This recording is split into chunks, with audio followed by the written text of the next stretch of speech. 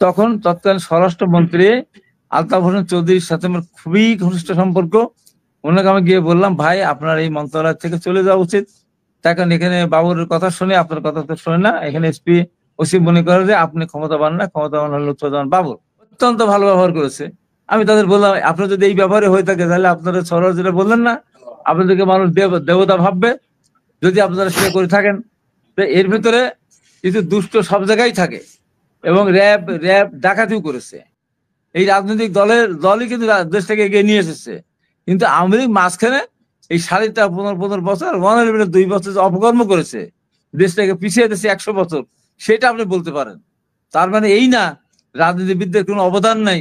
রাজনীতি দেশটা স্বাধীন করেছে কারা? আমি পরিষ্কার ভাবে বলি, উনার মামলা এখনো কয়েকটা, আমার মামলা তো প্রত্যাহার হয়নি। আমার মামলাতে আমাকে বিগত সরকার, আমি তো বিএনপির এত বড় নেতা না, আমাকে তো সর্বপ্রথম সাজা দিয়েছিল। আমার মামলা আমি কোর্টে গিয়েছিলাম, জজ সাহেবের কাছে গেলাম, আমার 10 জন উকিল দাঁড়ালো।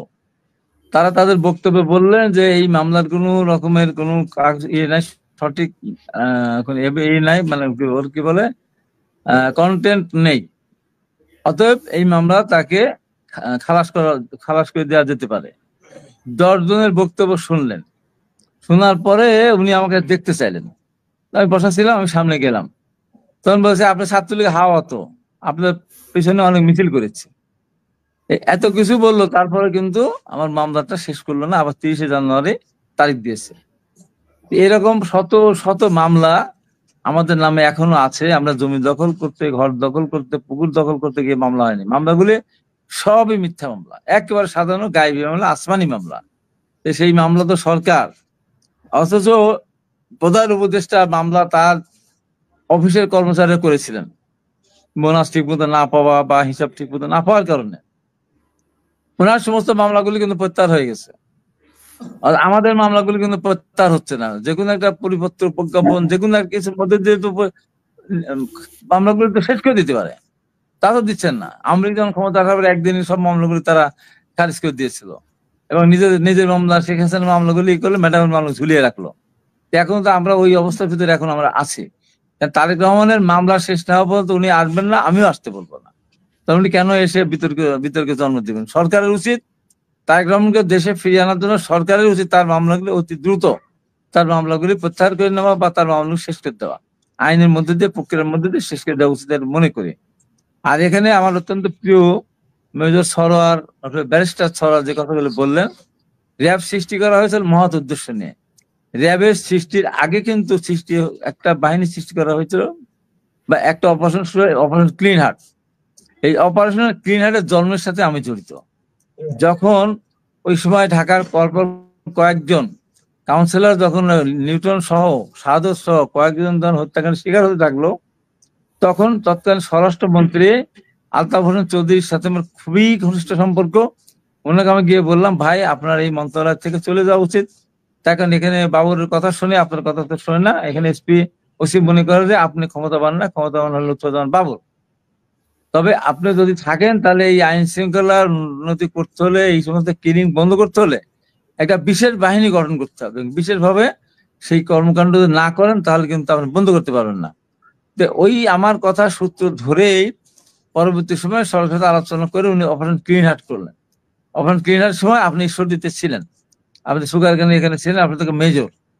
তো সেই সময় আপনি দেখেছেন যে সেই সময় প্রথম দিকে অপারেশন ক্লিন হার্টে কিন্তু মানুষ সায় দিয়েছিল, কিন্তু যখন পরে আমাদের এখানে নাতিবাবু কবি বন্দেয়ালের নাতিবাবুকে মারলো, আমাদের ডেভিডকে মারলো, আপনার বরিশালের লিটন না কমিশনার লিটনের নাম কেউ মারলো, তখন বিতর্কিত হওয়া শুরু করলো, পলিটিক্যাল লোকজনকে মারা শুরু করলো। এরপরে ধরেন একে মারলো, আপনার হলো কমিউনিস্ট নেতা আমাদের এখানে মারলো, ঝুনু মেকারকে মারলো, তারপরে এখানে কামরুল মাস্টারকে মারলো, আর হলো সিলেটের জমিদার পুত্র, ওর নাম কি মনে হলে বলবো, তাকে যখন মারলো, তখন কবি আব্দুল সালে যে স্বাধীনতার পর কবিতা লিখেছিল, ধরা যায় না, ছোঁয়া যায় না, বলা যায় না কথা, রক্ত দিয়ে পেলাম এসালার কোন স্বাধীনতা, এরকম একটা বক্তব্য দিন বলেছিলেন। হে র‍্যাব, তুমি কি জানো মুফাক্কার কে ছিল? মুফাত্তার দুটিকে মেরে ফেললো। এই সমস্ত কিছু কর্মকাণ্ডের মধ্যে দিয়ে বিতর্কিত হয়ে গেল। তারপরে সেটাকে পরিবর্তন করে পরে র্যাব সৃষ্টি করা হলো, বিভিন্ন বাহিনী থেকে নিয়েছে। উদ্দেশ্য ছিল ভালো, কিন্তু উদ্দেশ্য পরবর্তী সময়ে এটা হয়ে গেল সরকারের। যত বিএনপি যতদিন ক্ষমতা ছিল ততদিন কিন্তু বিএনপির নেতারা ম্যাডাম খালেদা জিয়া কিন্তু কোনোভাবে ইন্টারফেয়ার করে নাই। আমার এখানে একজন শফি তখন এখানে ছিল, এএসপি এখন প্রধান ছিলেন, আমার ওখানে ডেপুটি হাবিবুর রহমানকে ধরে নিয়ে আসছিল। তা হান্নান শাহ তখন তার আগের বারে মন্ত্রী ছিল, এবার সে এমপি।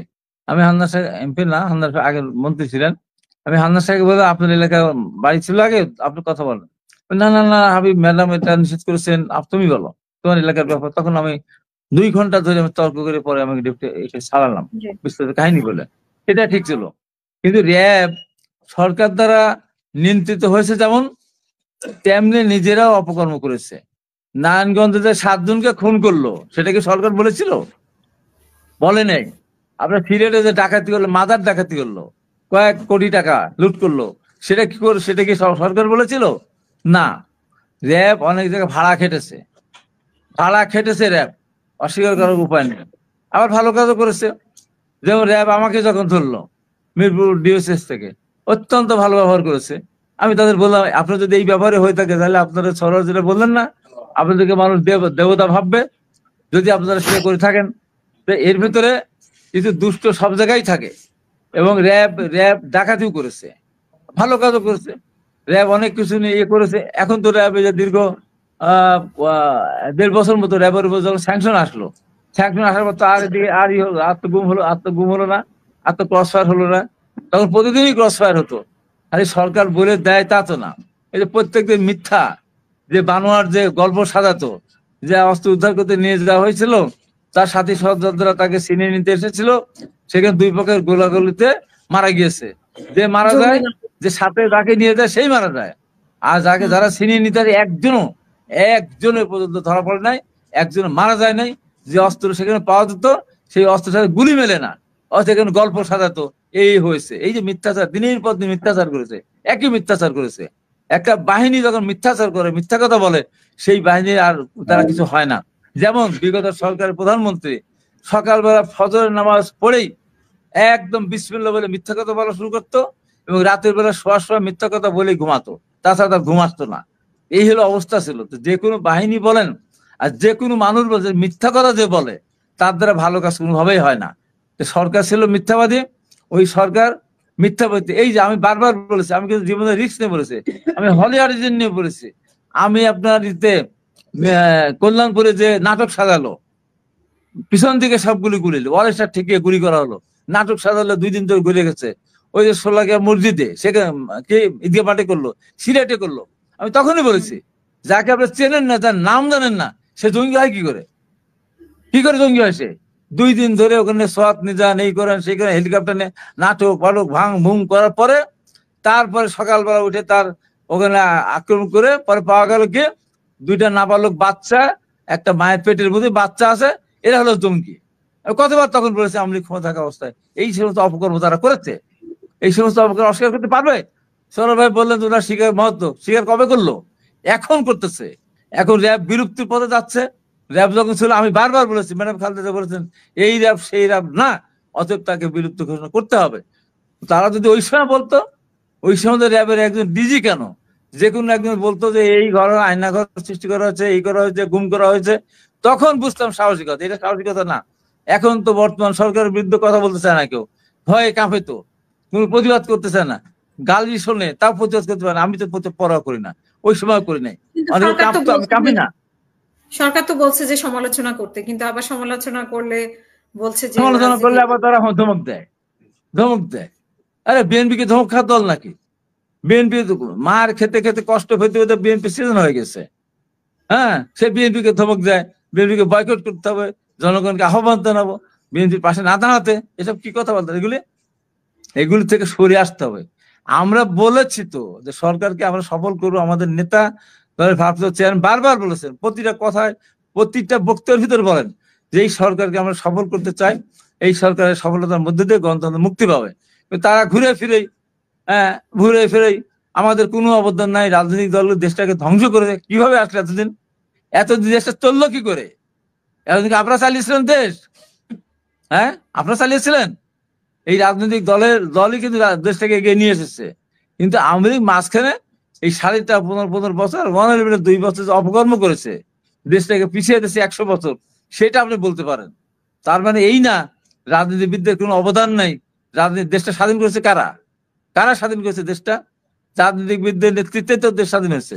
সেদিন ছাত্র জনতা যারা আমরা রাজনীতি করেছি তারাই তো আমরা যুদ্ধে গিয়েছিলাম। ওইসব ভাসমান তারা গিয়েছিল? কয়জন মুক্তিযোদ্ধা আছে তাদের মধ্যে? মন্ত্রী পরিষদ খোঁজেন তো।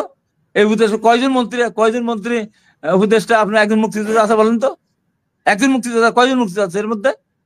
বিতর্কিত লোকজনকে নিয়ে এসে এখানে আপনারা সরকার গঠন করছেন, আর বড় বড় প্রতিদিনই এক একটা করে আমাদের শুনতে গিয়ে ওসিয়ত শুনতে হয়। ওইসব ওসিয়ত বাদ দিয়ে দেশটা ভালো করে চালান। দেশের মানুষের যে সমস্যা, দ্রব্যমূল্যের ঊর্ধ্বগতি, সামাজিক নিরাপত্তার অভাব, এই সবগুলি সংশোধন করেন, আইন শৃঙ্খলা পরিস্থিতি নিয়ন্ত্রণে নিয়ে আসেন, এদেরকে গ্রেপ্তার করেন, এদেরকে বাইরে রেখে, এই সমস্ত খুনিদের বাইরে রেখে, লক্ষ লক্ষ অস্ত্র আছে, আজ পর্যন্ত একটা অস্ত্র উদ্ধার করতে পারলেন না। এই হলো সরকারের সফলতা। আপনারা দিয়েছেন তো সেনাবাহিনীকে ম্যাজিস্ট্রেট পাওয়ার দিয়েছেন, ম্যাজিস্ট্রেসি পাওয়ার দেওয়ার পর কি অস্ত্র উদ্ধার হয়েছে? হয়েছে অস্ত্র উদ্ধার? কেন হচ্ছে না? হচ্ছে না কেন? এই জবাব কি আছে আপনাদের কাছে? এইগুলির দিকে খেয়াল করেন।